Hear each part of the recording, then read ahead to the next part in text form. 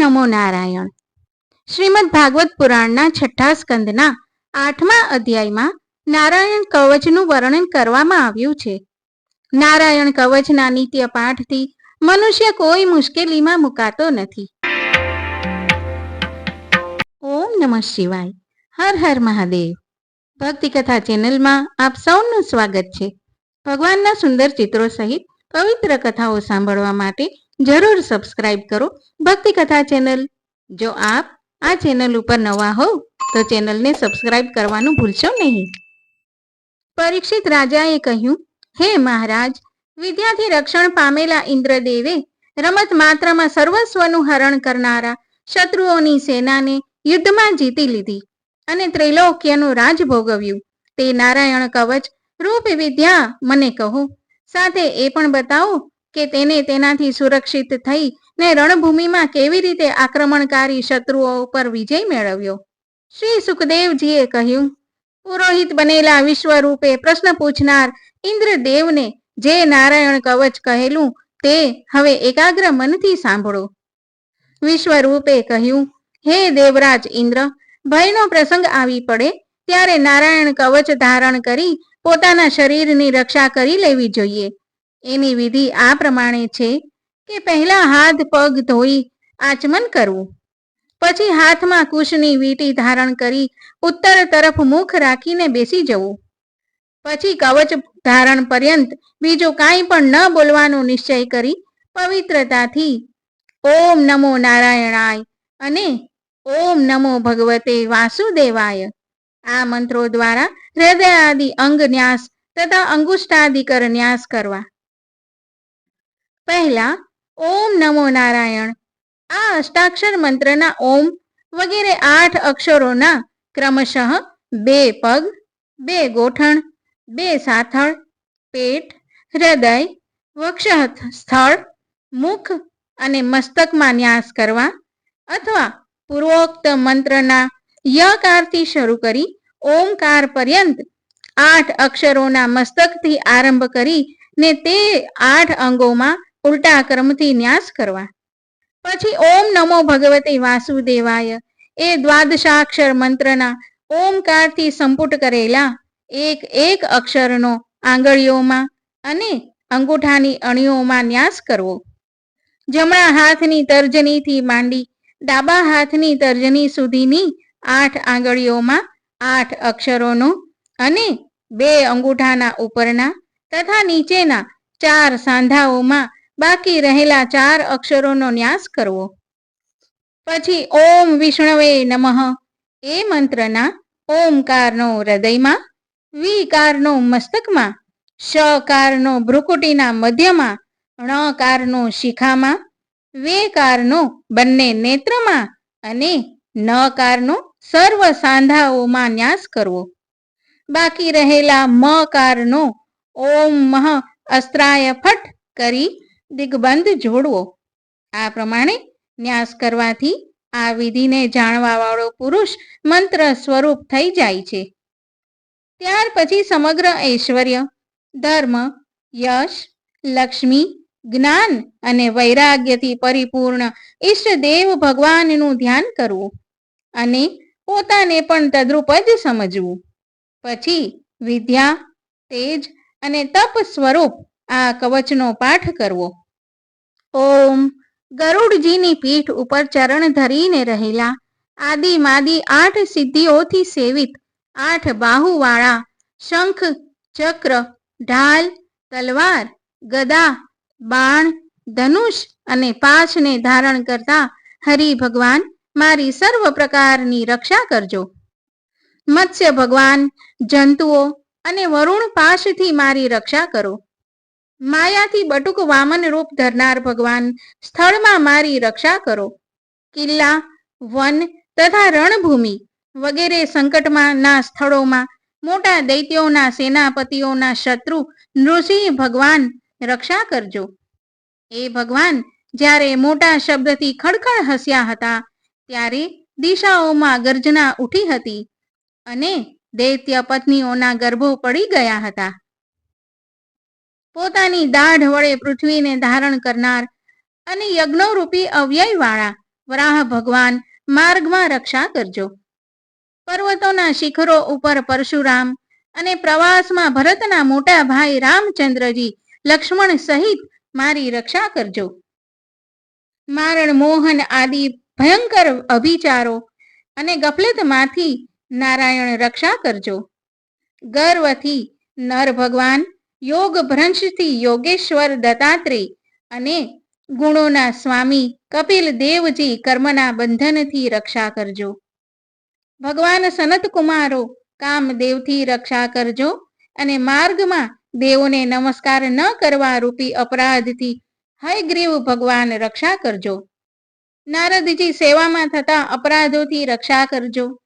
સર્વ પ્રકારના નરકથી કચ્છ પાવતાર ભગવાન મારી રક્ષા કરજો. કુપથ્યમાંથી ધન્વંતરી રક્ષા કરજો. જીતેન્દ્રિય ઋષભદેવજી સુખ દુઃખ શીત ઉષ્ણ આદિ ભયંકર દ્વંદ્વોથી રક્ષા કરજો. લોકાપવાદથી યજ્ઞાવતાર રક્ષા કરજો. મનુષ્યકૃત વિઘ્નોથી બળભદ્રજી રક્ષા કરજો. ક્રોધ વશ નામના સર્પોના ગણથી શેષનાગ રક્ષા કરજો. અજ્ઞાનથી વેદવ્યાસ ભગવાન, પાખંડીઓથી અને પ્રમાદથી બુદ્ધાવતાર અને ધર્મને રક્ષાને માટે મહાન અવતાર ધારણ કરવા વાળા ભગવાન કલ્કી, પાપ બહુલ કાલિકાલના દોષોથી મારી રક્ષા કરજો. સવારમાં ગદાથી ભગવાન કેશવ, વેણુધારી ગોવિંદ ભગવાન થોડો દિવસ ચઢી આવે ત્યારે, બરછીધારી નારાયણ પૂર્વાહન કાળમાં અને ભગવાન વિષ્ણુ ચક્રરાજ સુદર્શન લઈ મધ્યાહન કાળમાં રક્ષા કરજો.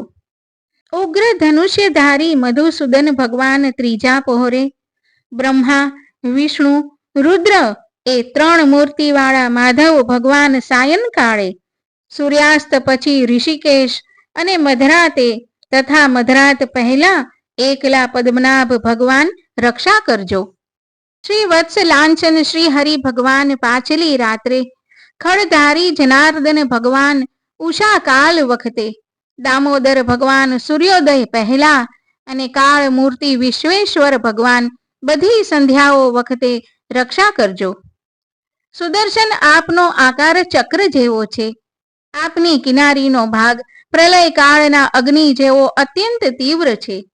આપ ભગવાનની પ્રેરણાથી ચોતરફ ઘૂમ્યા કરો છો. જેવી રીતે આગ વાયુની સહાયથી સૂકા ઘાસ ફૂસને બાળી નાખે છે, તેવી રીતે આપ અમારી શત્રુ સેનાને ધડધડાટ બાળી નાખો. કૌમદકી ગદા, આપમાંથી છૂટતી ચિંગારીનો સ્પર્શ વજ્ર જેવો અસહ્ય છે. ભગવાન અજીતની પ્રિયા છો, હું એમનો દાસ છું. તેથી આપ કુષ્માંડ, વિનાયક, યક્ષ, રાક્ષસ, ભૂત અને પ્રેતાદિ ગ્રહોને સડસડાટ કચરી નાખો તથા મારા શત્રુઓને ચૂર્ણ કરી નાખો. શંખ શ્રેષ્ઠ, આપ ભગવાન શ્રી કૃષ્ણની ફૂંકથી ભયંકર અવાજ કરી મારા શત્રુઓના દિલ ધ્રુજાવી દો અને યાતુ ધન પ્રમથ પ્રેમ માતૃકા પિશાચ તથા બ્રહ્મ રાક્ષસ વગેરે ભયાનક પ્રાણીઓને અહીંથી ઝટપટ ભગાડી મૂકો. ભગવાનની પ્રિય તલવાર, આપની ધાર અત્યંત તીક્ષ્ણ છે. આપ ભગવાનની પ્રેરણાથી મારા શત્રુઓને છિન્ન ભિન્ન કરી દો. ભગવાનની વહાલી ઢાલ, આપમાં સેંકડો ચંદ્રાકાર મંડળ છે. આપ પાપ દ્રષ્ટિવાળા પાપાત્માઓ, શત્રુઓની આંખ બંધ કરી દો અને એમને સદાને માટે અંધ બનાવી દો. સૂર્ય વગેરે ગ્રહ, ધૂમકેતુ વગેરે કેતુ, દુષ્ટ મનુષ્યો, સર્પ વગેરે પેટે ચાલનારા જંતુઓ, દાઢવાળા હિંસક પશુ, ભૂત પ્રેત વગેરે તથા પાપી પ્રાણીઓથી અમને જે ભય હોય અને જે અમારા મંગલના વિરોધી હોય, તે બધા ભગવાનના નામ, રૂપ અને આયુધના કીર્તન કરવાથી તત્કાળ નાશ પામે. બૃહદ રંથર આદિ સંવેદના સ્ત્રોતોથી જેમની સ્તુતિ કરવામાં આવે છે, તે વેદ મુનિ ભગવાન ગરુડ અને વિશ્વકસેનજી પોતાના નામોચ્ચારણના પ્રભાવથી અમને બધા પ્રકારની વિપત્તિઓથી બચાવે. શ્રી હરિના નામ, રૂપ, વાહન, આયુધ અને શ્રેષ્ઠ પાર્ષદ અમારી બુદ્ધિ, ઇન્દ્રિય, મન અને પ્રાણોને બધા પ્રકારની આપત્તિઓથી ઉગારી લે. સઘળું જગત ખરી રીતે ભગવાનનું જ સ્વરૂપ છે. સત્યથી અમારા સઘળા ઉપદ્રવ નાશ પામો. અભેદ દ્રષ્ટિવાળાઓને ભગવાન ભેદ રહિત છે, તો પણ એ પોતાની માયાથી ભૂષણ, આયુધ અને રૂપ નામની શક્તિઓ ધારણ કરે છે. એ વાત નિશ્ચિત રૂપથી ખરી છે.